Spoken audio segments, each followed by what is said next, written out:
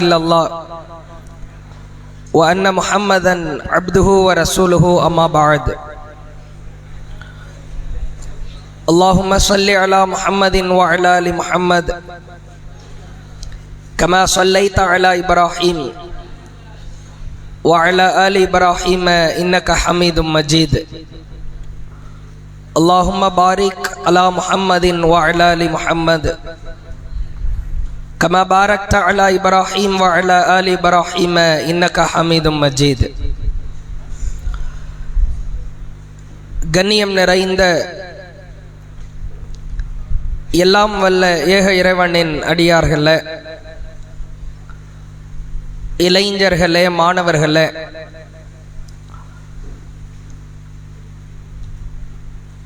ஓய்வு நேரத்தை எல்லாம் இறைவனுக்காக கழிக்க வேண்டும் என்கிற ஒற்றை நோக்கத்தில்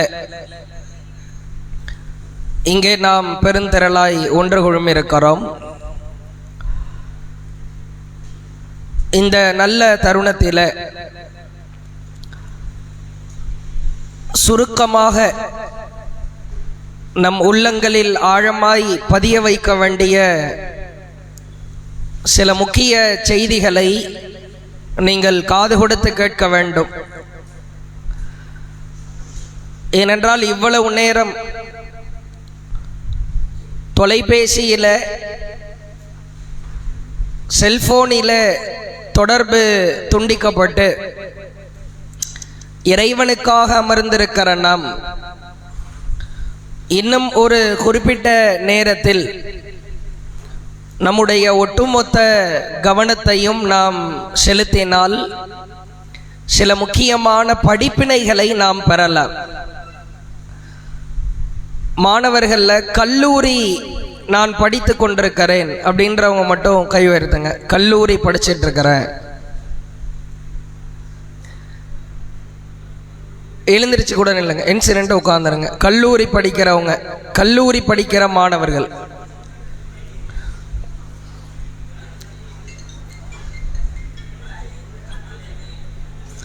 சரி கொஞ்சம் அமைதியா சரி உட்காருங்க.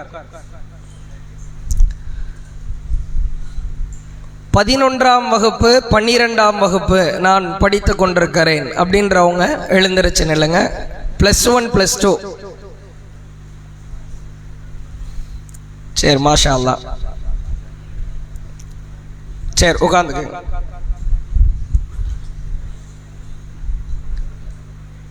நைன்த்து 10th 9ஆம் வகுப்பு 10ஆம் வகுப்பு 9th 10th மாணவர்கள் சரி உட்கார்ந்துங்க. 8ஆம் வகுப்புக்கு கீழே 8th 7th 6th நான் படிக்கிறேன் அப்படின்றவங்க எழுந்திருச்சு இல்லைங்க. சரி உட்கார்ந்துங்க.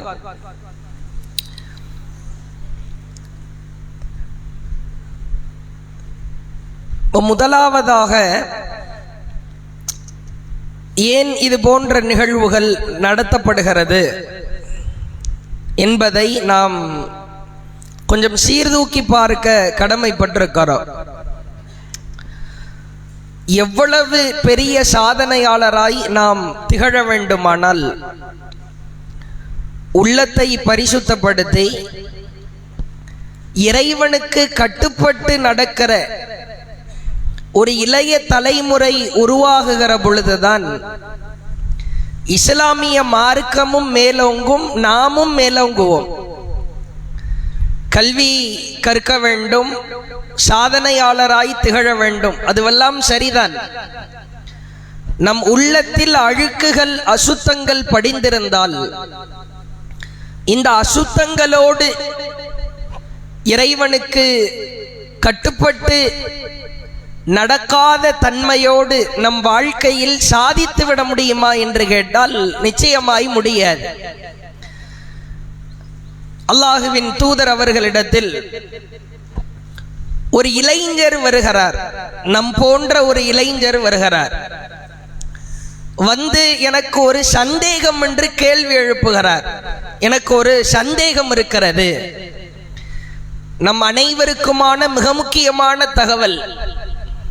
நம் உள்ளமும் அசுத்தமாய் இருக்கலாம், அழுக்குகள் படிந்திருக்கலாம், ஷைத்தானின் வலையில் சிக்கி தவிக்கிற ஒரு நிலைக்கு கூட நாம் தள்ளப்படலாம். நம் அனைவருக்கும் படிப்பினையூட்டுகிற ஒரு சம்பவம் நபிகளாரிடத்திலே வருகிறார். வந்து ஒரு கேள்வி ஒன்றை கேட்கிறார், எனக்கு ஒரு அனுமதி தாருங்கள். அல்லாஹுவின் தூதர் அருகில் சில நபி தோழர்களும் அமர்ந்திருக்கிறார்கள். என்ன அனுமதி வேண்டும்? அப்பொழுது அந்த நபி தோழர், அந்த இளைஞர் கேட்கிறார், விபச்சாரம் செய்வதற்கு அனுமதி தாருங்கள். ஏதோ சாப்பிடுறதுக்கு பெர்மிஷன் கேட்கிற மாதிரி, தொழுகிறதுக்கு அனுமதி தாங்க, நோன்பு பிடிக்கிறதுக்கு அனுமதி தாருங்கள் என்று கேட்பது போன்று விபச்சாரம் செய்வதற்கு அனுமதி தாருங்கள் என்று கேட்கிறார். இப்ப அருகில இருக்கிற தோழர்கள் எல்லாம் அவரை அடிப்பதற்கு பாய்கிறார்கள். அடிச்சு அவரை எப்படியாவது காயப்படுத்திடணும் அப்படின்னு கொந்தளிக்கிறார்கள். அல்லாஹுவின் தூதர் அவர்கள் அனைவரையும் ஆசுவாசப்படுத்தி அமைதிப்படுத்தி விட்டு, அமைதியாக இருங்கள், அவருக்கான பதிலை நான் சொல்லுகிறேன் என்று அல்லாஹ்வுடைய தூதர் அருகில் இருக்கிற தோழர்களை எல்லாம் அமைதிப்படுத்துறாங்க.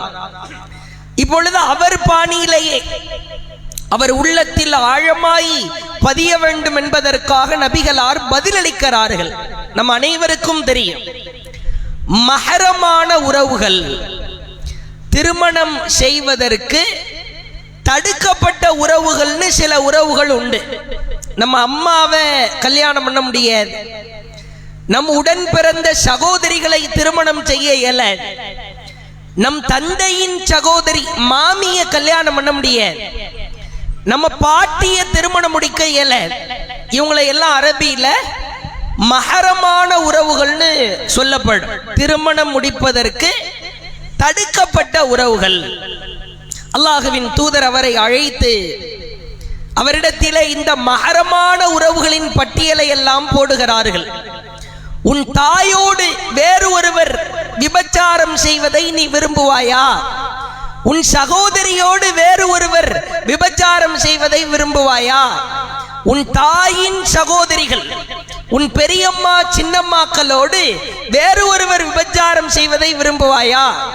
உன் தந்தையின் சகோதரி உன் மாமியோடு வேறு ஒருவர் விபச்சாரம் செய்வதை விரும்புவாயா? நீ பெற்றெடுத்த மகளோடு வேறு ஒருவர் விபச்சாரம் செய்வதை விரும்புவாயா? உன் தாயின் உன்னுடைய தாயின் தாய், உன் தந்தையின் தாய், உன் பாட்டியோடு வேறு ஒருவர் விபச்சாரம் செய்வதை விரும்புவாயா? இப்படியே இந்த மஹரமான உறவுகளை எல்லாம் அடுக்குறாங்க. அப்படியே அவர் அப்படியே ஆள் விளவிளத்து பதறி போகிறார். அல்லாஹுவின் தூதரை, என்ன சொல்லுகிறீர்கள்? என் தாயோடு வேறொருவன் விபச்சாரம் செய்வதை நான் விரும்புவேனா? என் சகோதரியோடு வேறு ஒருவர் விபச்சாரம் செய்வதை விரும்புவேனா? இப்பதான் அல்லாஹ்வுடைய தூதர் பாடம் நடத்துறாங்க.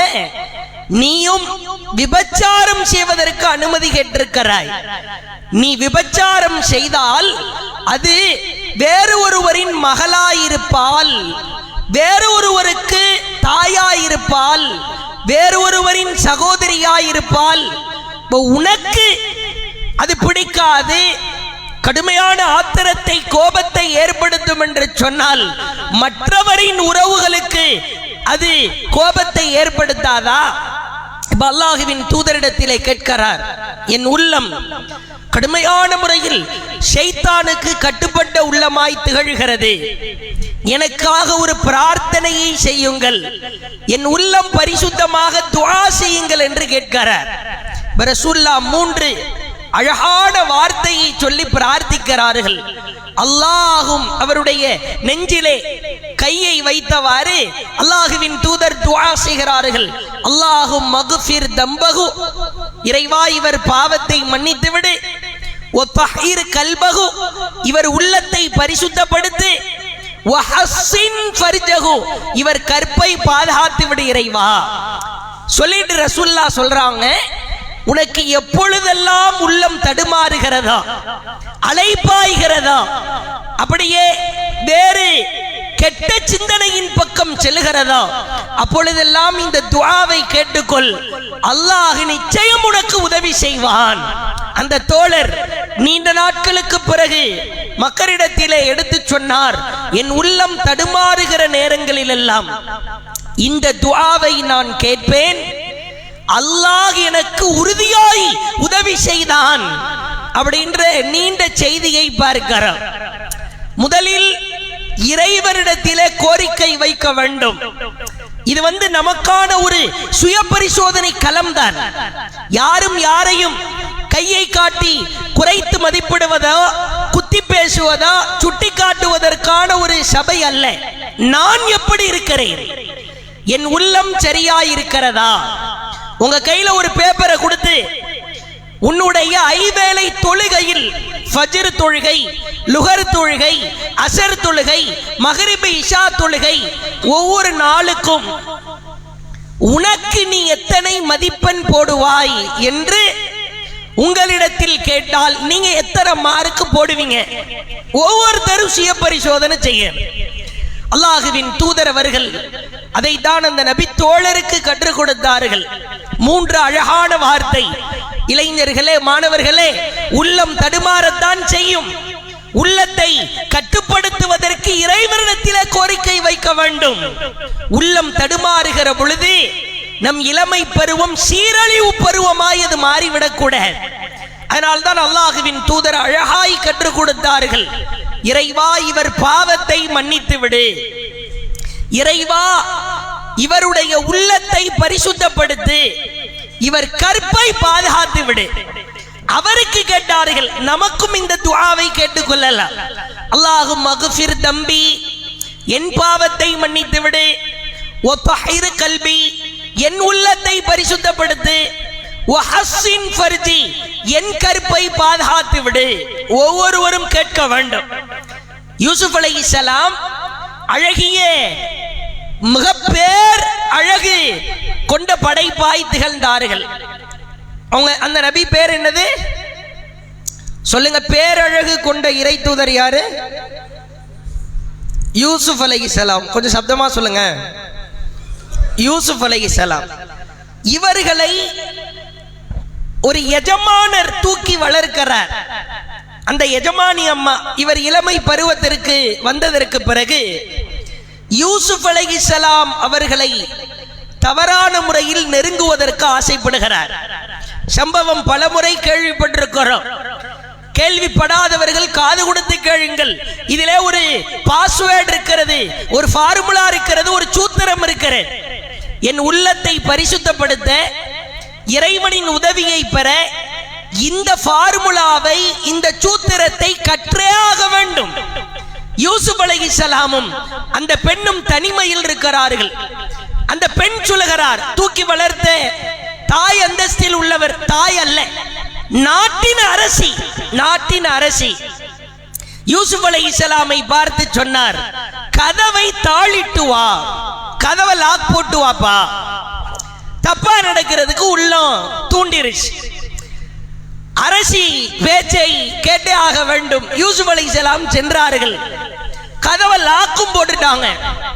நேராக அருகிலே வந்து நிற்கிறார்கள். இப்பொழுது யூசுப் அலைஹிஸ்ஸலாமை நெருங்குகிற பொழுது ஒரு வார்த்தையை சொல்லியவாறு புறமுதுகு காட்டி ஓட ஆரம்பிக்கிறார். கால குர்ஆனிலே அல்லாஹ் சொல்கிறான், மஆதல்லாஹ், மஆதல்லாஹ், அல்லாஹ்விடத்தில் பாதுகாப்பு தேடுகிறேன், மஆதல்லாஹ், மஆதல்லாஹ், மஆதல்லாஹ் என்று சொல்லியவாறு கதவை நோக்கி ஓடுகிறார். அவர் ஓட பின்னால் அந்த பெண் துரத்த கதவை திறக்கிறார் யூசுப் அலைஹிஸ்ஸலாம். பின்னால் இருந்து அந்த பெண் முதுகு பகுதி ஆடையை பிடிக்கிறார்கள். மேற்புறமாகி சட்டை அப்படியே கிழிகிறது. வெளியே பார்த்தா கிரௌடு, பெரிய கிரௌடே நிக்குது. அந்த அம்மாவுடைய புருஷன் நிற்கிறாரு. ஊர்ல இருக்கிற எல்லா அமைச்சர்களும் நிற்கிறார்கள். உடனே பெண்களுக்கே உரிய அந்த சூழ்ச்சியை அந்த பெண் வெளிக்காட்டுகிறார். பாருங்க, ஒரு வேலைக்காரன் ஒரு அரசி இடத்தில் தவறாய் நடக்க முற்பட்டு விட்டான் என்று அப்படியே மாத்தி போடுறா அந்த பெண். உடனே கூடியிருக்கிற அறிவாளிகள் சொன்னார்கள், ஒருவன் தவறாய் நடப்பதாக இருந்தால் சட்டம் பின்னாடி கிளியறதுக்கு வாய்ப்பே இல்லையே. தவறா நடக்கணும், அந்த பெண்ணை நெருங்கணும், அந்த பெண்ணு பலவந்தமா வலுக்கட்டாயமா அந்த ஆணை தள்ளி விடுகிறாள் என்றால் சட்டம் முன்னாடி தானப்பா கிளியணும், பின்னால் கிழிந்திருக்கிறதே, இதில் ஏதோ சூட்சமம் இருக்கிறது. உடனே யூசுப் குற்றவாளி அல்ல என்பதை அந்த சபையிலேயே நிரூபிக்கப்படுகிறது. உள்ளத்தை பரிசுத்தப்படுத்துவதற்காக அல்லாஹ்விடத்தில் கோரிக்கை வைத்தோமா, நான் தொழ வேண்டும், காதல் என்கிற கேவலத்திலே விழக்கூடாது, ஆபாச படத்தை பார்க்க கூடாது, அசிங்கமின் உள்ளத்தில் தங்கக்கூடாது, என் இறைவனிடத்தில் கோரிக்கை வைத்தேனா? படிக்கணும், கல்வியில் முன்னேற வேண்டும், சாதனையாளராய் திகழ வேண்டும், சரிதான். அல்லாஹ்விடத்தில் நீ கோரிக்கை வைத்தாயா?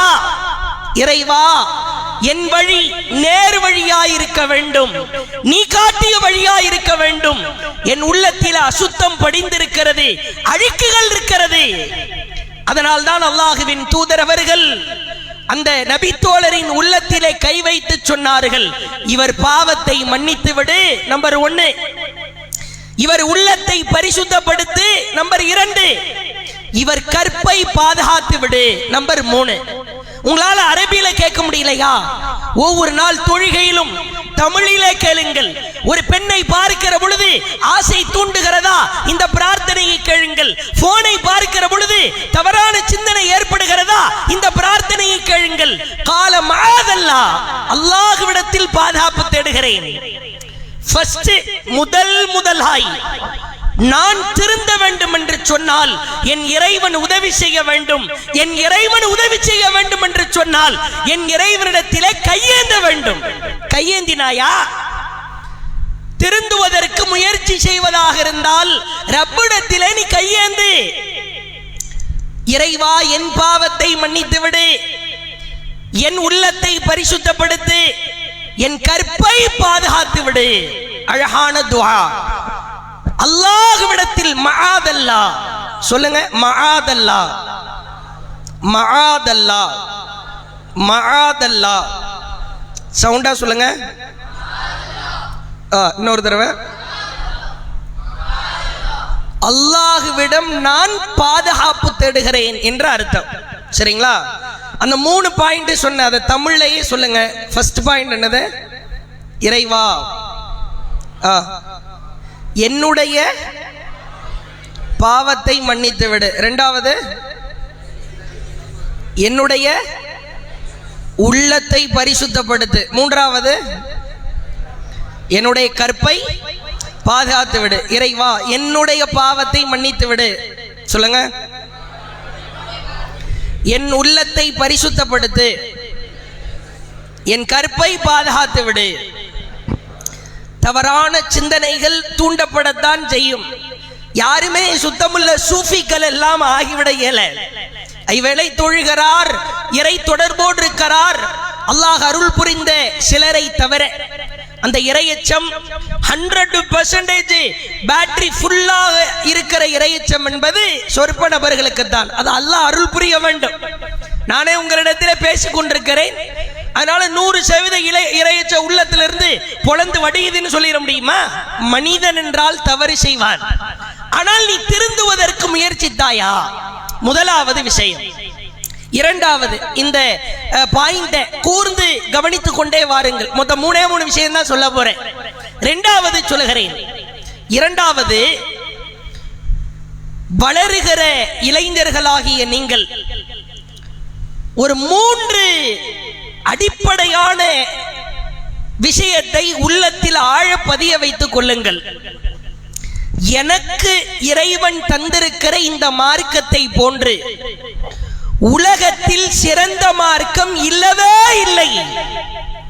இத முதலில் பதிய வைக்க வேண்டும். நீ என்ன அடுத்தவனை அண்ணாந்து பார்க்கிறாய்? வாய பொழுது அடுத்தவனை பார்க்கிறாய். அவன் சுகமாய் வாழ்கிறான், சொகுசாய் வாழ்கிறான், அவனுக்கு எல்லாம் திறந்து விடப்பட்டிருக்கிறது. ஆமாம், திறந்து விடப்படத்தான் செய்யும். அவனுக்கு எந்த கண்ட்ரோலும் கிடையாது, ரூல்ஸும் கிடையாது, கட்டுப்பாடு கிடையாது. உனக்கு கட்டுப்பாடு இருக்கிறது, கண்ட்ரோல் இருக்கிறது. நீ வாழுகிற மார்க்கம் இருக்கிறது அல்லவா? இந்த இஸ்லாத்தை போன்று உன்னதமான மார்க்கம் உலகத்தில் இல்லவே இல்லை. அப்படிப்பட்ட மார்க்கத்தில் ஒரு இளைஞனாய், ஒரு மாணவனாய், ஒரு இஸ்லாமியனாய் அல்லாஹ் நம்மை வாழச் செய்து கொண்டிருக்கிறான். நம்பர் 1. இரண்டாவது, கைரு ஹதி முஹம்மதின் ஸல்லல்லாஹு அலைஹி வஸல்லம், என்னுடைய உண்மையான ஹீரோ அது முஹம்மது நபி மட்டும்தான். முஹம்மது நபியை தவிர வேறு யாரையும் நான் ரோல் மாடலாக, ஹீரோவாக, முன்மாதிரியாக ஏற்று வாழ மாட்டேன். எனக்கு முன்மாதிரி முஹம்மது நபி தான். யார் எப்படி போனாலும் சரிதான். என் நபி என்ன சொன்னாரோ, எதை வழிகாட்டினாரோ, எதை செய்வதற்கு ஆர்வப்படுத்தினாரோ அதை மட்டுமே நான் செய்வேன். அதை மட்டுமே என் வாழ்வியல் வழிமுறையாய் எடுத்துக்கொள்வேன். நம்பர் 2. மூணாவது மிக முக்கியமான விஷயம், அல்லாஹ் எவற்றை ஹலால் என்றானோ அது மட்டுமே நமக்கு அனுமதி. அல்லாஹ் எவற்றையெல்லாம் ஹராம் என்றானோ அவைகள் அத்துணையும் தடை. சுருங்க சொல்வதாக இருந்தால், அல்லாஹ் அனுமதித்தது அழகானது, அல்லாஹ் தடுத்தது அத்துணையும் அசிங்கமானது. அது எதுவாக இருந்தாலும் சரி, இந்த 3ஐ உள்ளத்தில் ஆழமாய் நாம் பதிய வைத்துக் கொள்ள வேண்டும். நம்முடைய வாழ்வியல் சார்ந்த அனைத்து விஷயங்களும் இந்த 3 விஷயங்களுக்குள்ளாய் அடங்கிவிடும். நான் வாழுகிற இஸ்லாமிய மார்க்கம் உன்னதமான மார்க்கம். என் தூதர் முஹம்மது எனக்கான ஹீரோ. என்னுடைய இறைவன் எனக்கு எவற்றை ஹலால் என்றானோ அதுதான் அனுமதி, எவற்றை ஹராம் என்றானோ அது ஹராம். நீங்கள் சற்று ஆழமாய் சிந்தித்து பாருங்கள். நவீனம் வளரலாம், எப்படி வேணாலும் அந்த நவீன கருவிகள் வளரலாம். ஆனால் அந்த நவீன கருவிகளின் மூலமாய் இஸ்லாமிய மார்க்கத்திற்கு இழுக்கு பாதிப்பு ஏற்படுகிறது என்று சொன்னால் அந்த நவீனத்தில் கூடுதல் கவனம் செலுத்த வேண்டும். இன்னைக்கு போன் யூஸ் பண்ண கூடாது அப்படின்னு சொல்ல முடியுமா? மொபைல் போனை யூஸ் பண்ணாதே அப்படின்னு சொல்றதுக்கு கொஞ்சமேனும் வாய்ப்பு இருக்கிறதா? கிடையவே கிடையாது. தம்மா துண்டு படிக்கிற எல்கேஜி யூகேஜி படிக்கிற பிள்ளைக்கு ப்ராஜெக்ட் போன்ல தான் அனுப்புறான். நேர பள்ளிக்கூடம் முடிஞ்சு போன் எடுத்துட்டு வந்துடுது புள்ளை. இந்த பாருங்க, இதுல இருந்து எனக்கு இந்த ஹோம்வொர்க் எல்லாம் செஞ்சு கொடுங்க. மொபைல் போனை பயன்படுத்தாதே என்று சொல்வதை விட நீ பயன்படுத்தினாலும் கூட இறைவனுக்கு அஞ்சிக்கொள் என்று சொல்வதுதான் சாலச் சிறந்தது. அதுதான் சரி. நவீன கருவி எப்படி வேணாலும் வளரலாம். நம்மளை சும்மா இருந்தாலும் நவீனம் சும்மா இருக்க விரும்புகிறதா? நம்மளை சும்மா இருக்க விடுதா? ஒண்ணுமில்லை. நீங்கள் மொபைல் போன்ல ஏராளமான அப்ளிகேஷன்கள் இருக்கிற, எதையெல்லாமோ நாம் உள்ளே செல்ல வேண்டியது இருக்கிற. நாமவே சும்மா இருந்தா கூட நீங்கள் தனிமையை உணர்கிறீர்களா? அவனை கேட்கிறார், நீ தனிமையை உணர்றியா? யாரோடு பேசுறதுக்கு உனக்கு விருப்பம் இருக்குதா? இதோ இந்த எண்ணுக்கு நீ பேசிக்கொள்ளலாம். ஒரு அரை மணி நேரம் பேசிக்கோ. 10 ரூபா 15 ரூபா கொடுத்து இந்த எண்ணில் நீ எவ்வளவு நேரம் வேண்டாலும் பேசிக்கொள்ளலாம். அப்படி இழுக்கிறது ஷைத்தானுடைய கருவிகள். இந்த இன்ஸ்டாகிராம் இருக்கிறது அல்லவா, இது மாதிரி ஒரு மோசமான அப்ளிகேஷன் சமகாலத்தில் கிடையவே கிடையாது. இன்ஸ்டா, அதுவும் இன்ஸ்டால வண்டு சுண்டு அனைவரும் இன்ஸ்டாவில் அக்கவுண்ட்ல அவர் ஒரு உறுப்பினரா இருக்கிறார். நம்ம இப்ப காயல் பண்ணத்துல இருக்கிற அப்பா அம்மார்கள்ட்ட இன்ஸ்டா தெரியுமான்னு கேட்டு பாருங்க. நமக்கு இன்ஷா தானே தெரியும், இன்ஸ்டாலாம் தெரியாதுன்றவாங்க. இன்ஸ்டால இல்லன்னா ஏதோ வேற்று கரக வாசி மாதிரி பார்க்கிறார். நீங்க இன்ஸ்டால இல்லையா? அதே மாதிரி இது மாதிரி ஒரு குப்பை அப்ளிகேஷன் உண்டா? நீங்க யாரோடு வேண்டுமானாலும் பேசலாம், எப்படி வேண்டுமானாலும் பேசலாம். எந்த நாட்டை சார்ந்தவர்களோடு, எந்த பகுதியில் இருப்பவர்களோடு எந்த நேரத்தில் வேண்டுமானாலும் பேசலாம். வாட்ஸ்அப்னா அதுக்கு ஒரு ரெஸ்ட்ரிக்ஷன் இருக்கிறது. சாதாரண மெசேஜ், டெக்ஸ்ட் மெசேஜ் செய்கிறோம், அதற்கென்று ஒரு வரையறை இருக்கிறது.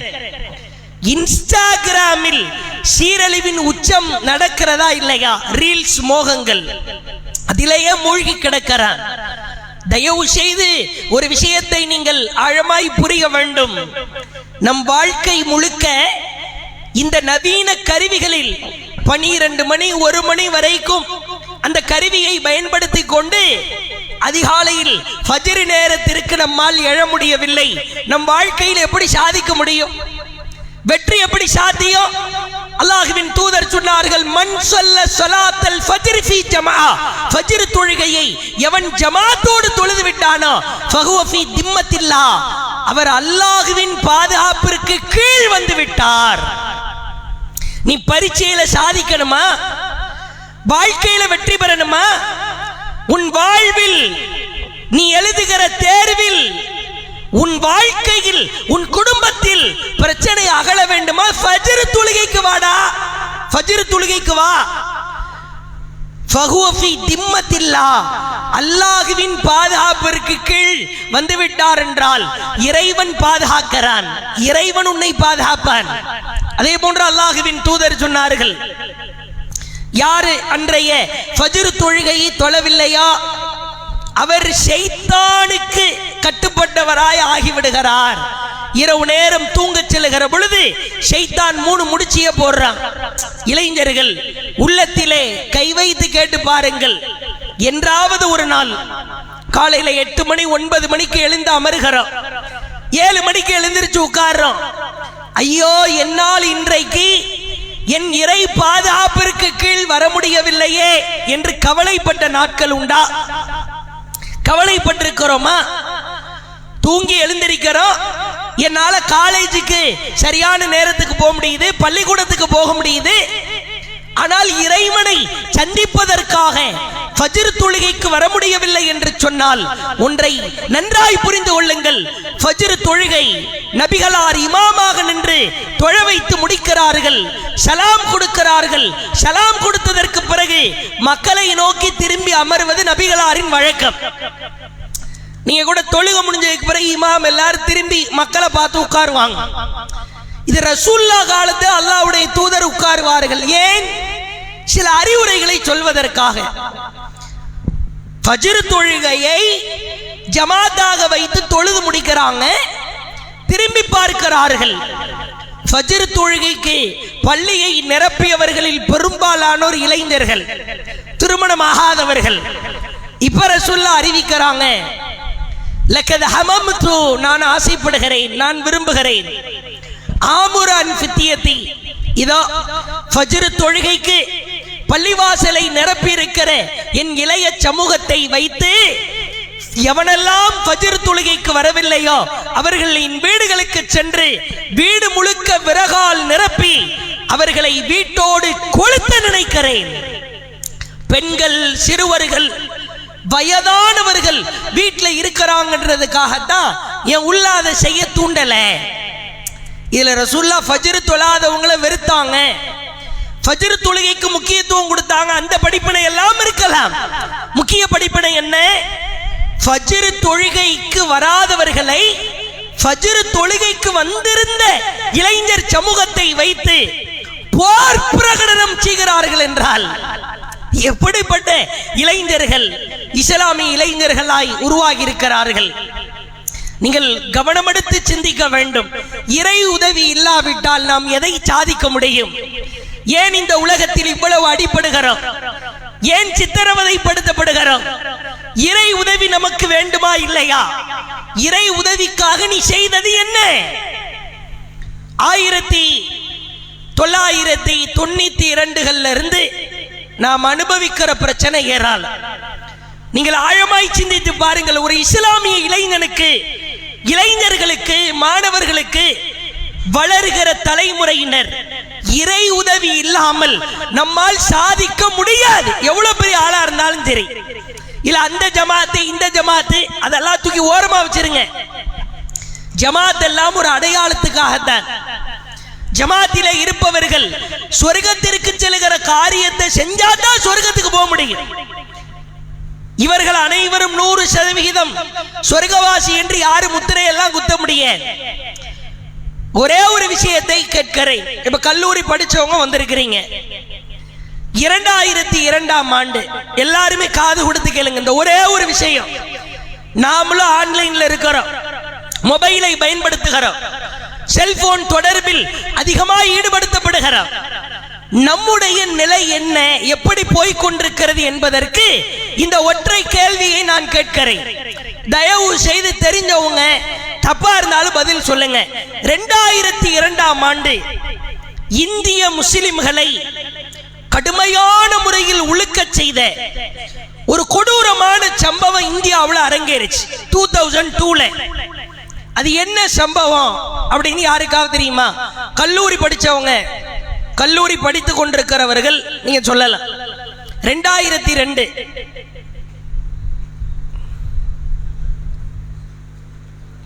இந்த பகுதியில் உள்ளவங்க சொல்லுங்க, யாருக்கு தெரியும்? கையாவது உயர்த்துங்க. 2002 இஸ்லாமியர்களை அவமானப்படுத்திய இளைஞர்களுக்கு வாய்ப்பு கொடுப்போம். இஸ்லாமியர்களை அவமானப்படுத்தி ஒட்டுமொத்த உலகமும் அதிர்ந்து போன ஒரு சம்பவம் இந்தியாவில் நடந்துச்சு. யாருக்கு தெரியும்? உங்களுக்கு தெரியும். வேற யாருக்கு தெரியும்? பின்னாடி உள்ளவங்க தெரியும்னு கையாவது உயர்த்துங்க. நான் கேட்க மாட்டேன், என்னன்னு கேட்கல, தெரியும்னு கையை உயர்த்துங்க. 2002லயா? 2002ல. அதுக்கு முன்னாடி இன்னொரு கேள்வி கேட்கிறேன், கொஞ்சம் உட்காருங்க. இறுதியாக சமூகத்திற்காக, இஸ்லாமியர்களுக்காக நான் இந்த போராட்டத்தில் கலந்து கொண்டேன் அப்படின்ற போராட்டம் என்ன போராட்டம்? நீ எந்த போராட்டத்தில் கலந்துக்கிட்டீங்க? பொதுவா சொல்லுங்க. CAA NRC. அதுக்கப்புறம் உலகத்தில் போராட்டம் நடக்கலையா? வக்ஃபு போராட்டத்தில் கலந்துக்கிட்டவங்க கை உயர்த்துங்க. வக்ஃபு போராட்டத்தில் நான் கலந்து கொண்டேன். வக்ஃபு பாதுகாக்க நடைபெற்ற போராட்டம். மாஷா அல்லாஹ், இவ்வளவு பேர் கலந்துருக்கிறீங்க. சரி, 2002 உலகை உலுக்கிய ஒரு சம்பவம் இந்தியாவில் நடைபெற்றது. யாரால், அது எப்படி, சின்னதா யாருக்கு தெரியும்ன்றவங்க மட்டும் கை வருதுங்க. தெரியுமா? வேற யாருக்கு தெரியும்? உண்மையாவே தெரியாதா? உங்க யாருக்குமே அந்த சம்பவம் தெரியாதா? 2000க்கு பிறகுதான் நான் பிறந்தேன்றவங்க கை வருதுங்க. 2000க்கு பிறகுதான் நான் பிறந்தேன். நான் வந்து 2K கிட்ஸ், பெரும்பாலும் 2K கிட்ஸ் தான். அதனால தெரிய வாய்ப்பு இல்லை. இன்னொரு ஒரு இலகுவான கேள்வி கேட்கிறேன், கை கீழே போடுங்க. 1947 ஆகஸ்ட் 15 1947ல ஆகஸ்ட் 15 ஒரு சம்பவம் நடந்துச்சு. அது எனக்கு தெரியாது அப்படின்றவங்க, தெரியாதுன்றவங்க மட்டும் கை உயர்த்துங்க. அது கூட தெரியாதா? அல்லாஹ் அக்பர். சரி, என்ன சம்பவம்? அப்படி கோரஸா சொல்லுங்க. மாஷா அல்லாஹ். இப்போ வாய் திறக்கிறீங்க, சாப்பாடு டைம் ஆயிருச்சு, பசி இப்ப கவுது, அதனால வாய் திறக்கிறீங்க. 1947 ஆகஸ்ட் 15 என்ன நடந்ததுன்னு நமக்கு தெரியும். அப்ப நாம பிறந்திருந்தோமா? இல்ல. நம்ம சமுதாயத்தினுடைய ஒரு மோசமான ஒரு நல்ல ஓப்பனா சொல்லணும்னா, நம்மை சுற்றி என்ன நடக்கிறது என்று நீங்கள் தெரியாவிட்டால் நீ எவ்வளவு பெரிய கல்வியில உட்கார்ந்தாலும் உன்னால சாதிக்க முடியாது. 1947 நான் பிறக்கல, ஆனா எனக்கு தெரியுது.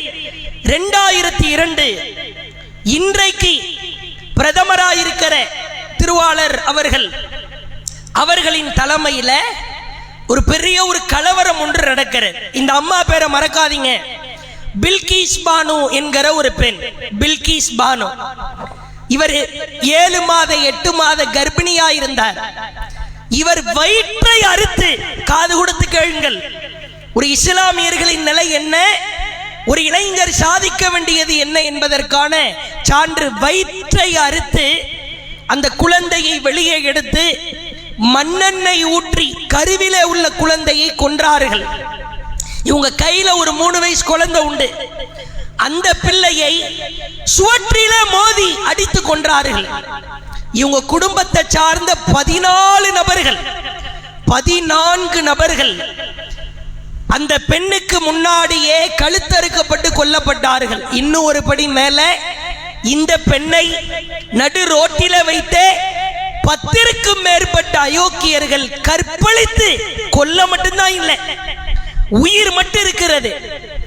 அந்த பெண் 2002 இருந்து வழக்கு தொடர்ந்து இன்று வரைக்கும் கோர்ட் வாசலில் கிடையாய் கிடக்கிறார். அந்த அம்மா உயிரோடு இருக்கிறாங்க. பில்கிஸ் பானு உயிரோடு இருக்கிறார், வழக்கு தொடர்ந்து இருக்கிறார், போராடி கொண்டிருக்கிறார். அவரை கற்பழித்து அவரின் கருக்குழந்தையை கொன்ற, கை குழந்தையை கொன்ற, குடும்பத்தாரை கொன்றவர்களுக்கு நாடு விடுதலை கொடுத்து விட்டது. நமக்கு கேவலமாக இல்லையா? 1947 சுதந்திர தினம் நமக்கு தெரிகிறது. சுதந்திரம் வாங்கியது நம் நாடுதான், தெரிந்திருக்க வேண்டும் தான், மாற்று கருத்து இல்லை. உன் சமூகத்திலே ஒரு கொடூரம் அரங்கேறி இருக்கிறது, அது உனக்கு தெரியாவிட்டால் கேவலமா இல்லையா? நீ ஆன்லைனில் இருக்கிறாய், பேஸ்புக்கில் இருக்கிறாய், யூடியூபில் இருக்கிறாய், ட்விட்டரில் இருக்கிறாய், இன்ஸ்டாகிராமில் இருக்கிறாய். இந்த பெண் இன்னும் நீதிமன்றத்தை நோக்கி அலைந்து கொண்டிருக்கிறார். இதெல்லாம் நமக்கான ஒரு படிப்பினை. அப்ப என்னத்தை தான் நாம போன்ல பாக்குறோம்? இப்ப தெரியுதா என்ன கருமத்தை பாக்குறோம்னு தெரியுதா? சமூகத்தில் எனக்கான அவல நிலை என்னவென்று தெரியவில்லை, என் நிலை என்னவென்று தெரியவில்லை. காதலிக்கிறான், அடுத்த பெண்ணோடு தொடர்பு வைக்கிறான். மார்க்கத்தில் அது தடுக்கப்பட்டேன். நீங்கள் சொல்லலாம் அந்த வயசெல்லாம் அப்படித்தான் இருப்போம், அப்படி இப்படி இருப்போம். காதலிக்கிறான், பேசுகிறான், 12 மணி 1 மணி வரைக்கும் பேசுகிறான். என்ன பேசுற? போன் எடுத்து பேசுறவ 2 பேரும் உட்கார்ந்து கேட்டு பாருங்களா பக்கத்துல. சே என்ன பண்ற? இங்க இருந்தா அவன் வேற, அப்புறம் வேற என்ன பண்ற? திரும்ப திரும்ப என்ன பண்ற? அப்புறம் வேற அந்த மூதேவிதான் வேற ஏதாவது பேச, அதுவும் நீ என்ன பண்ற? அப்புறம் நீ என்ன பண்ற? வேற உங்க 2 பேருக்குள்ள பேசுறதுக்கு வேற என்ன இருக்குது? நீங்க என்ன குடும்ப வீட்டு வாடகை கட்ட போறீங்களா சம்பாதிச்சு? அல்லது வீட்டுக்கு கரண்ட் பில், எலக்ட்ரிக் பில் எதுவும் சார்ஜ் எதுவும் பேசி சம்பாதிச்சு குடும்ப செலவுகளை எல்லாம் பகிர்ந்து கொள்ள போறீங்களா? வேற ஒண்ணும் கிடையாது. ஆபாசமாய் பேசலாம், அசிங்கமாய் பேசலாம், உன் உணர்விற்கு தீனி போடலாம். அந்த செல்போனே எப்பா என்ன விட்டுருப்பா, என்னால முடியலடா அப்படின்னு 1 மணிக்கு மௌத்தா போனதுக்கு அப்புறம் இவனும் படுத்துறானே. அது பேட்டரி லோவாய் 0% சார்ஜ் ஆனதுக்கு பிறகு இதை வைத்து என்ன செய்ய போகிறோம் யோசித்து பாருங்கள். ஒருபடி மேலாய் சொல்வதாக இருந்தால் சாக்கடையில் போட வேண்டிய விஷயங்களை எல்லாம், சாக்கடையில் போட வேண்டியவைகளை எல்லாம் இஸ்லாமிய இளைஞனின் வாயிலே போடுகிறான். குறிப்பாக முஸ்லிம் ஊர்களை கவனத்திலே கொண்டு கேடுகட்டவர்கள், அயோக்கியர்கள் இஸ்லாமிய இளைஞர்களை வழிகெடுப்பதற்காக போதைப் பொருளை உள்ளே செலுத்துவதை பார்க்கிறோம். நீ செய்யாமல் இருக்கலாம், உன் நண்பன் செய்தால் நீ தடுக்க வேண்டாமா? உன் ஊரிலே இது போன்ற காரியம் நடந்தால் நீ தடுக்க வேண்டாமா? உன்னுடைய தெருவிலே உன் உறவுக்காரர்கள் இது போன்ற காரியத்தை செய்தால் தடுக்க வேண்டாமா? நீங்கள் பார்க்கலாம், கையில் அப்படியே தடவிக்கொண்டே இருக்கிறார், கையில் அப்படியே தடவிக்கிட்டே இருக்கிறான். பிறகு குழிய தோண்டி கபிரிஸ்தான்ல ஜனாசா வச்சு மண்ணெல்லி போடுற மாதிரி உதட்டை இழுத்து வாய்க்குள்ள ஏதோ தள்ளி தள்ளி விடுறான். உடம்பு அப்படியே அப்படியே உதடு பைபாஸ் சர்ஜரி பண்ண மாதிரி வீங்கிரு. சிகரெட் பிடிக்கிறான், சிகரெட்டிலேயே போதைப் பொருளை உள்ளே வைத்து அடிப்பதை பார்க்கிறான். ஒரு சிறிய பொருள் தான், ஒரு சிறிய கல்கண்டு சைஸுக்கு ஒரு போதை இருக்கிறது, அதை எடுத்து உண்ண ஆரம்பிக்கிறான். நம் சகோதரர்கள் இஸ்லாமிய இளைஞர்கள் உன் வாயில அஷ்ஹது அல்லா இலாஹ இல்லல்லாஹ்னு கலிமாவை சொல்லிட்டு முஹம்மது ரசூலுல்லாஹ் என்கிற அந்த தாரக மந்திரத்தை ஓதிவிட்டு இந்த அசிங்கத்தை எல்லாம் உன் வாயிலை சுமக்கலாமா? நியாயமா இதுவெல்லாம்? அல்லாஹ்வின் தூதர் சொன்னார்கள், நாளை மறுமையில் இந்த உலகத்தில் போதையை உட்கொண்டவனுக்கு அல்லாஹ் கொடூரமான தண்டனையை கொடுப்பான். காது கொடுத்து கேளுங்கள்.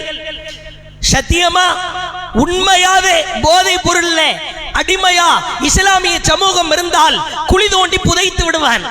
அல்லாஹ்வின் தூதர் சொன்னார்கள்,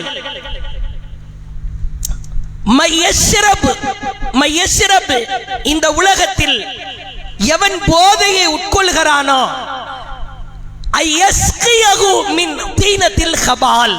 நாளை மறுமையில் அல்லாஹ் தீனத்தில் கபால் என்கிற பானத்தை கொடுப்பான். பானம் அது என்ன? சாத்துக்குடி ஜூஸா, நல்ல ஃப்ரெஷ்ஷா உடம்புக்கு தெம்பேத்தர ஆப்பிள் ஜூஸா, ஆரஞ்சு ஜூஸா, டேங் ஜூஸா? அல்லாஹ்வின் தூதரிடத்திலே கேட்டார்கள், ஒமா தீனத்தில் கபால். தீனத்தில் கபால் என்ன புது வார்த்தையா இருக்குதே, இதுவரைக்கும் இதுக்கு முன்னாடி இதை கேள்விப்பட்டதே இல்லையே.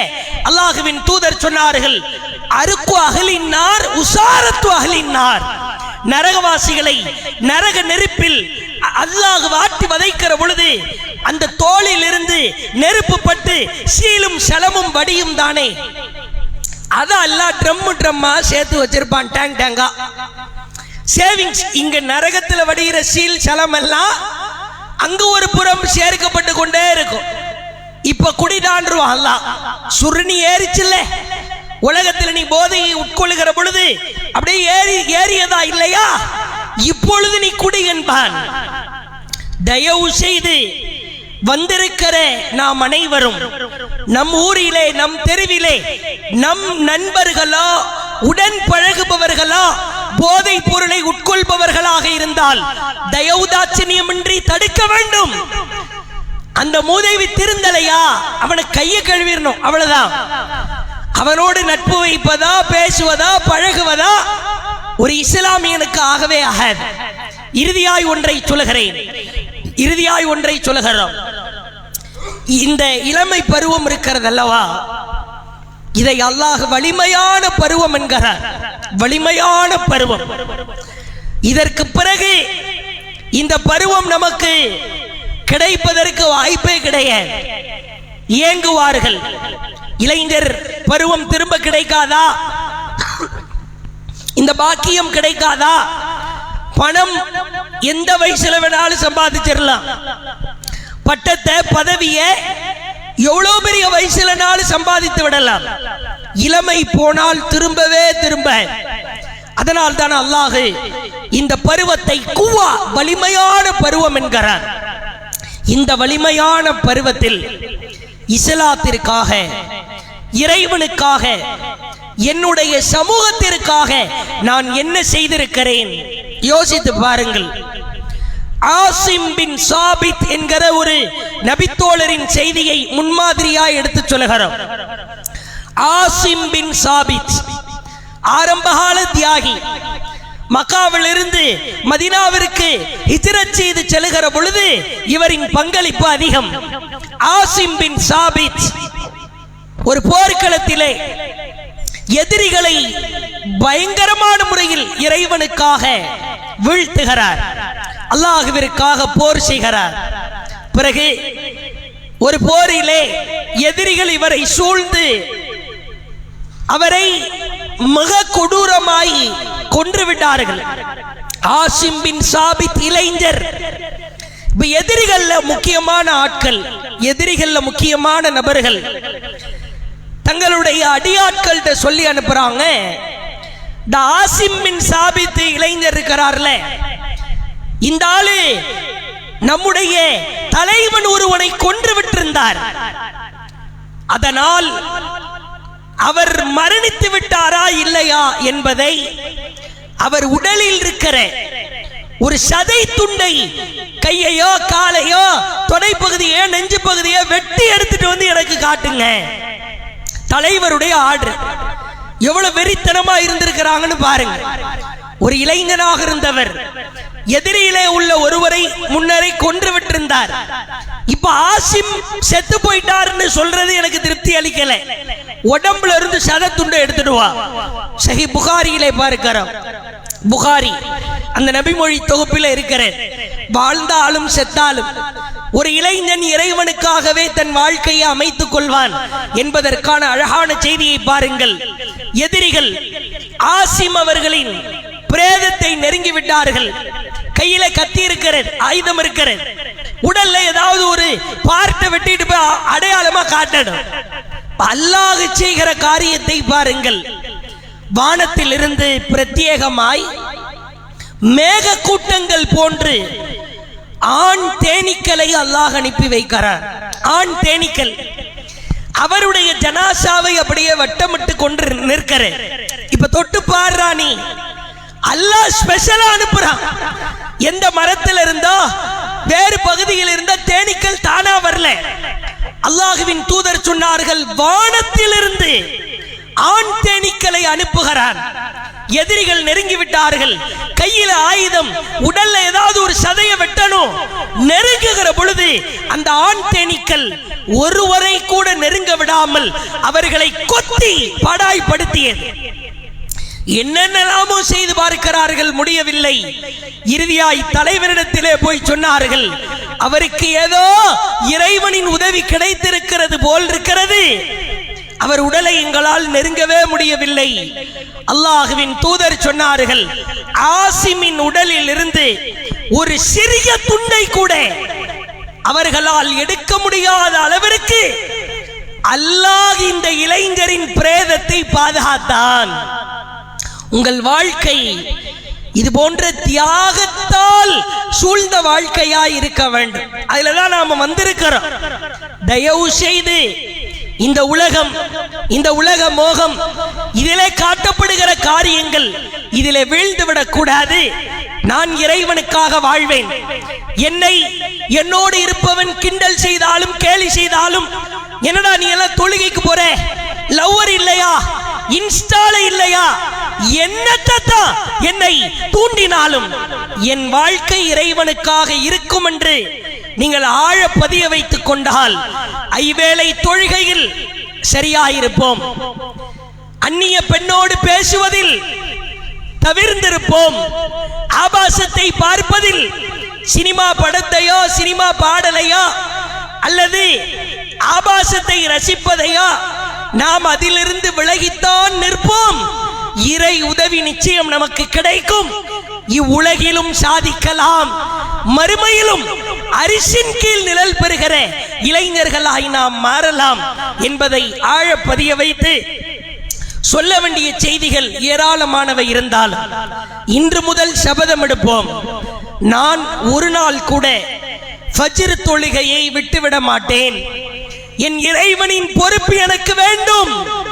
நான் பொய் பேச மாட்டேன், நான் ஆபாசத்தை பார்க்க மாட்டேன், சினிமாவை பார்க்க மாட்டேன், அந்நிய பெண்ணோடு நான் பேச மாட்டேன், வறுக்க மாட்டேன், இன்ஸ்டாகிராமை தவறாக பயன்படுத்த மாட்டேன். ஒவ்வொருவரும் சபதம் எடுத்தால் நாம் தான் சீர்திருத்தத்தை நோக்கிய ஒரு இளைஞர் சமுதாயமாய் மாற முடியும். எல்லாம் வல்ல அல்லாஹ் நம் இளைஞர் சமூகத்தை, இப்ப இங்க வந்திருக்கிறீங்க, பல ஊர்கள்ல இருந்து வந்திருக்கிறீங்க. நம்ம வேலை இன்னைக்கு தான் ஆரம்பமாகுது. இதனுடைய மைல்கல் எப்பொழுது தெரியுமா? இன்ஷா அல்லாஹ் அக்டோபர் மாதம் மதுரையிலே முன்மாதிரி இளைஞர்கள் என்கிற தலைப்பில் இளைஞர் எழுச்சி மாநாடு, பல்லாயிரக்கணக்கான இளைஞர்கள் குழுமுகிற மாநாடு. அதற்காகத்தான் இந்த தாவா பிரச்சாரங்கள் எல்லாம். போதையை விட்டு வெளியே வா இளைஞா, இளைஞனே ஆபாசத்தை பார்க்காதே, அசிங்கத்தை ரசிக்காதே, சரித்திரம் படைக்க வேண்டிய இளைஞனே சாக்கடையிலே சரிந்து விழாதே என்கிற பிரச்சாரத்தை எல்லாம் நீங்கள் ஒவ்வொருவரும் செய்ய வேண்டும். இங்க சில செய்திகளை கேட்டிருக்கிறீங்க. அல்லாஹ் நாளைக்கு மறுமையில உங்கள்கிட்ட கேட்பான், உன் பக்கத்தில் இருக்கிறவன் சிகரெட் பிடிக்கும் போது நீ ஏன் தடுக்கவில்லை, அவன் வேறு தவறான காரியத்தில் ஈடுபடுகிற பொழுது நீ அவனை ஏன் தடுக்கவில்லை என்று கேட்பான். இறைவா, நான் சொல்லிவிட்டேன் இறைவா, அவன் திருந்தவில்லை, சொன்னியா? நல்லா கேட்பான். அவன் திருந்தினானா திருந்தலையா அது அதற்கு பிறகு. நீ சொன்னியா? அல்லாஹ் கேட்பான். சொல்லிவிட்டேன் இறைவா என்று பதில் சொல்வதாக இருந்தால் சொல்ல வேண்டும். இதை ஆழமாய் புரிந்து கொண்டு இஸ்லாம் விரும்புகிற அற்புதமான இளைஞர்களாய் நாம் மாறுவதற்கு முயற்சிப்போம். அதற்கு அல்லாஹ்விடத்தில் கோரிக்கை வைப்போம். ஒரு 3 விஷயம் ஆரம்பத்தில் துஆல சொன்னேன். ஃபர்ஸ்ட் என்னது? இறைவா என்னுடைய, இரண்டாவது என்னுடைய, மூணாவது கொஞ்சம் சவுண்டா சொல்லுங்க. ஃபர்ஸ்ட் அல்லாஹும் மக்ஃபிர் தம்பி, என்னுடைய பாவத்தை மன்னித்து விடு. ஒ தஹீர் கல்பி, என்னுடைய உள்ளத்தை பரிசுத்தப்படுத்து. ஒ ஹஸ்ஸின் ஃபர்ஜி, என்னுடைய கற்பை பாதுகாத்து விடு. யூசுப் அலைஹிஸ்ஸலாம் ஓடுகிற பொழுது ஒரு 2 வார்த்தை சொன்னாங்க. என்ன வார்த்தை? மஆதல்லாஹ். என்ன வார்த்தை சொல்லுங்க? ஒரு பெண்ணை நெருங்குகிற பொழுது மஆதல்லாஹ், ஒரு போனை தவறாக பயன்படுத்துகிற பொழுது மஆதல்லாஹ், வேறு வேறு கெட்ட சிந்தனை ஏற்படுகிற பொழுது மஆதல்லாஹ் என்று சொல்லி அதற்கு அர்த்தம் சொன்னேன். அல்லாஹ்விடத்தில் நான் பாதுகாப்பு தேடுகிறேன். 2002ஆம் ஆண்டு கொடூரமான முறையில் சித்திரவதை செய்யப்பட்ட அந்த பெண்ணின் பேர் என்னது? பில்கிஸ். 1947 என்னன்னு கேட்கிற மாதிரி 2002 கேட்டா சொல்லிடுவீங்களா? இஸ்லாமியர்களுக்கு எதிராய் கட்டவிழ்த்து விடப்பட்ட கலவரம். ஆண் தேனீக்களால் ஒரு நபித்தோழரின் ஜனாசாவை அல்லாஹ் பாதுகாத்தான். சஹீஹ் புகாரியில உள்ள செய்தி. அவர் பேர் என்னது? ஆசிம் பின் சாபித். சொல்லுங்க. ஜஸாக்குல்லாஹ் கைரா. இளைஞர்கள், மாணவர்கள், நம்முடைய இலக்கு இறைவனின் பாதைக்கான இலக்கு என்பதை பதிய வைத்துக் கொள்வோமாக. வாஹிர் தஅவானா அல்ஹம்துலில்லாஹி ரப்பில் ஆலமீன். அஸ்ஸலாமு அலைக்கும் வரஹ்மத்துல்லாஹி வபரகாத்துஹு.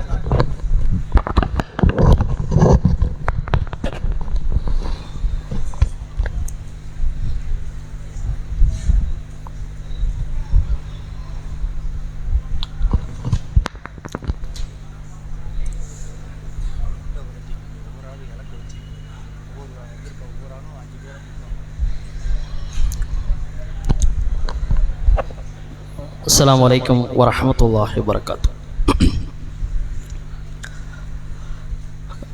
அன்பு நிறைந்த அல்லாஹுவின் நல்லடியார்களே, அல்லாஹுடைய அருளால் நிகழ்ச்சியினுடைய இறுதிக்கு நாம் வந்திருக்கிறோம்.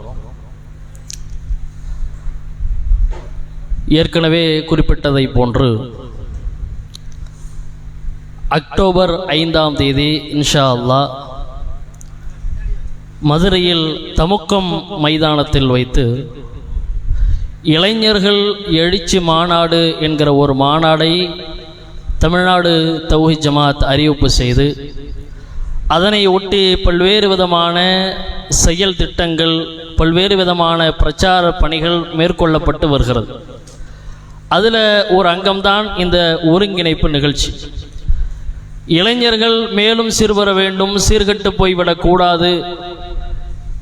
இளைஞர்களை பொறுத்தவரையில் குறிப்பாக முஸ்லிம் இளைஞர்கள் முன்மாதிரி முஸ்லிம் இளைஞர்களாக இருக்க வேண்டும் என்கிற நோக்கத்தை வெளிப்படுத்தும் முகமாக அந்த மாநாடு ஏற்பாடு செய்யப்பட்டிருக்கிறது.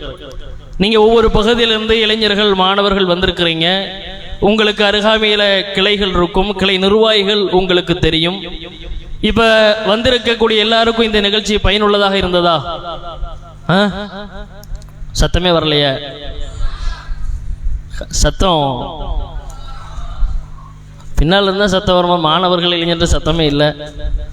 பயனுள்ளதாக இருந்ததா உங்களுக்கு? சார், அப்போ இது மாதிரி இன்னும் நிறைய தகவல்கள், இன்னும் நிறைய விஷயங்கள், கண்காட்சி போன்ற பல்வேறு விதமான அம்சங்கள் எல்லாம் அமையப்பெறுகிற அளவிற்கு அல்லாஹுடைய அருளால் அந்த அக்டோபர் 5 மாநாடு நடைபெற இருக்கிறது. இங்கே வந்திருக்கக்கூடிய மாணவர்கள், குறிப்பாக 10, 11, 12 கல்லூரி மாணவர்கள், நீங்கள் ஒவ்வொருவரும் உங்களுக்கு நீங்களே இலக்கு வைத்து உங்கள் சார்பாக உங்களுடைய நண்பர்கள் 5 பேர்களை, ஒவ்வொருத்தரும் 5 பேரை இலக்கு வச்சு நீங்கள் அந்த மாநாட்டுக்கு அழைச்சிட்டு வரலாமா? இன்ஷா அல்லாஹ்.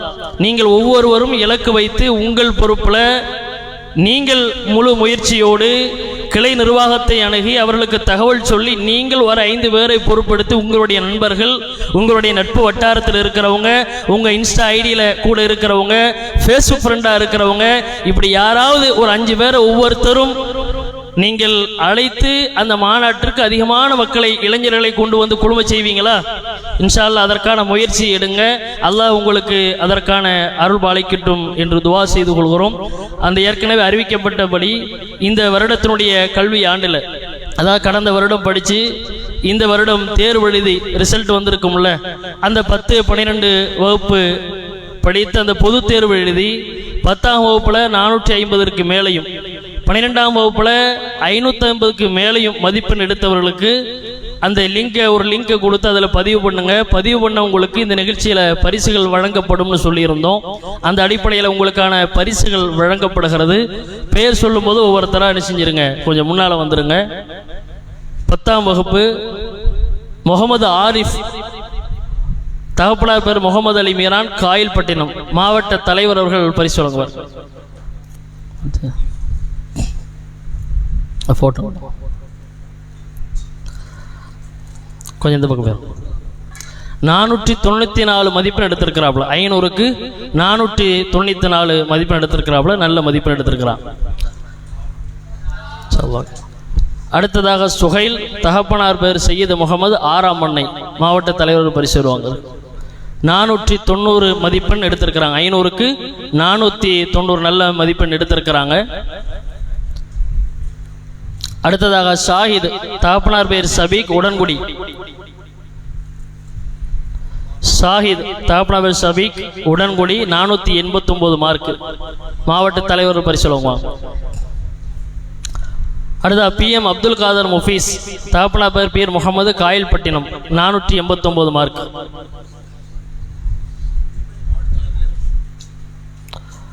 மாவட்ட தலைவர் வழங்குவாங்க. MA ஆதில் அஃப்ரோஸ், மைதீன் அப்பாஸ், தகப்பனார் பேர் காயல்பட்டினம், 488 மார்க்.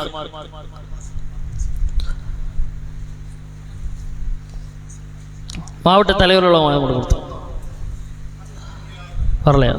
அடுத்து அஃப்ராஸ் இல்லியாஸ், காயல்பட்டினம், 10ஆம் வகுப்பு, 483 மார்க், மாவட்ட தலைவர் வழங்குவார். அடுத்த முகமது இப்ராஹிம், தகப்பனார் சையது முகமது, 6ஆம் மண்ணை, 482 மதிப்பெண்.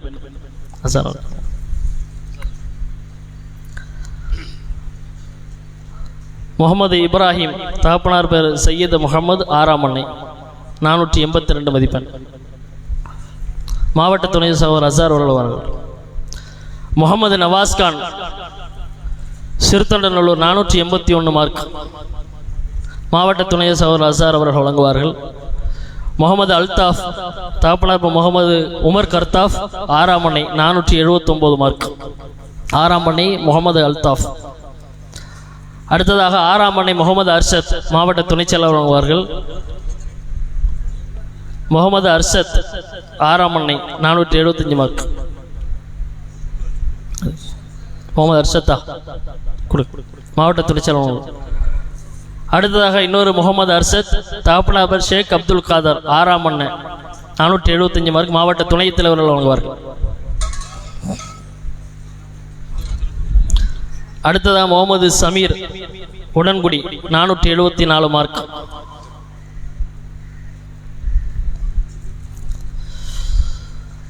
முகமது நௌஃபல், ஆழ்வார்த்து நகரி, இது முகமது சமீர் தானே, மாவட்ட துணைத் தலைவர்கள் வழங்குவார்.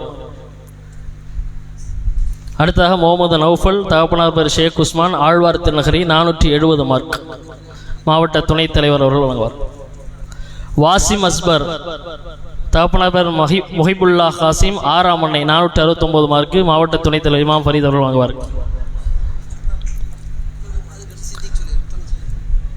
அடுத்து FK பக்ஷி குலாம், காயல்பட்டினம், 466 மார்க்கு, மாவட்ட துணை செயலாளர் தௌலத்துல்லா அவர்கள் வழங்குவார்கள்.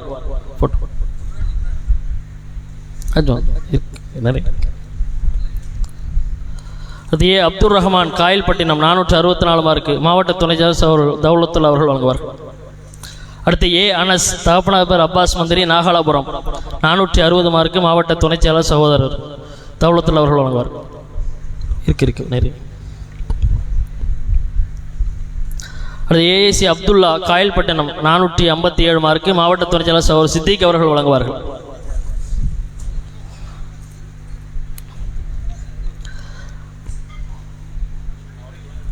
Abdullah, Kayalpattinam sir. Mohammed Fazil, Attur 456 mark. Mohammed Fazil Attur sir. Mohammed Yasir Udangudi 453 mark. மாவட்ட துணை அவர்கள் சித்திக் அவர்கள் வழங்குவார்கள். அடுத்த ஜே பிலால் தாப்பனா ஜாகிர் ஹுசேன் காயல்பட்டினம் வந்திருக்கீங்களா? அடுத்து 12ஆம் வகுப்பு 550 மதிப்பெண்ணுக்கு மேல் எடுத்தவங்க முகமது ஜாகிர் ஹுசேன், தகப்பனார் பேர் கபீர், 6ஆம் மண்ணை சகோதரர் அப்துல் ரஹ்மான் எம்ஏசி அவர்கள் வழங்குவார்கள்.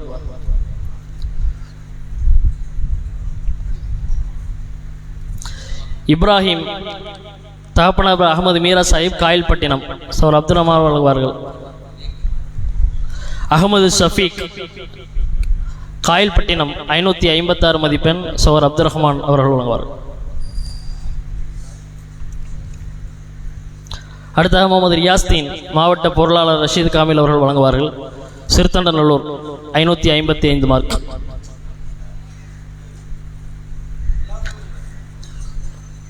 முகமது உமர் ஃபாரூக், தந்தை பேர் ஹாஜா மைதீன், 6ஆம் மண்ணை 12ஆம் வகுப்பு 551 மதிப்பெண்.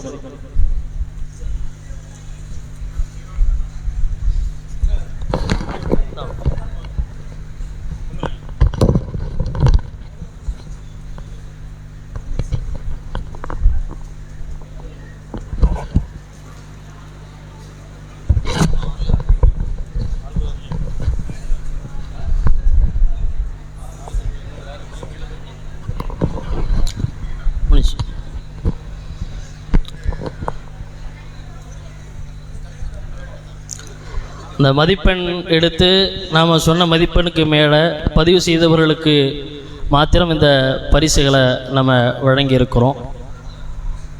இறுதியாக நன்றியுரை மாவட்ட மாணவரணி செயலாளர் முகமது ரசீன் அவர்கள் சொல்வார்.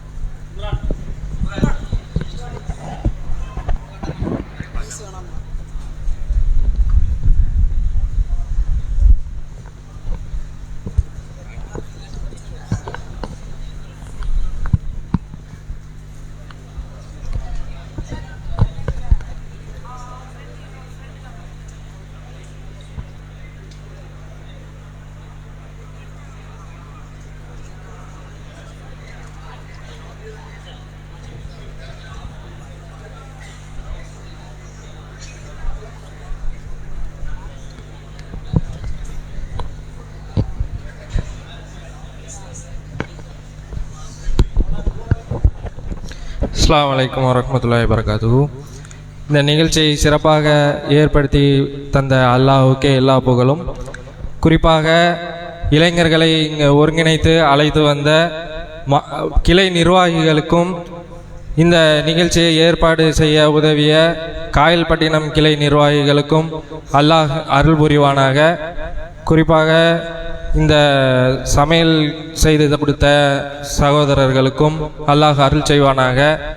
இதே மாதிரி இந்த மாணவர்கள் எல்லாருமே இந்த மாநாட்டுக்கு தவறாமல் உங்களுக்கு முடிஞ்ச சகோதரர்களை கூட்டு வந்து கலந்துக்கங்க. உங்களுக்கும் அல்லாஹ் அருள் செய்வானாக. அல்லாஹ்வுக்கே எல்லா புகழும். அஸ்ஸலாமு அலைக்கும் வரஹ்மத்துல்லாஹி வபரகாத்துஹு. சுப்ஹானக அல்லாஹும்ம வ பிஹம்திக அஸ்தக்ஃபிருக வ அத்தூபு இலைக்.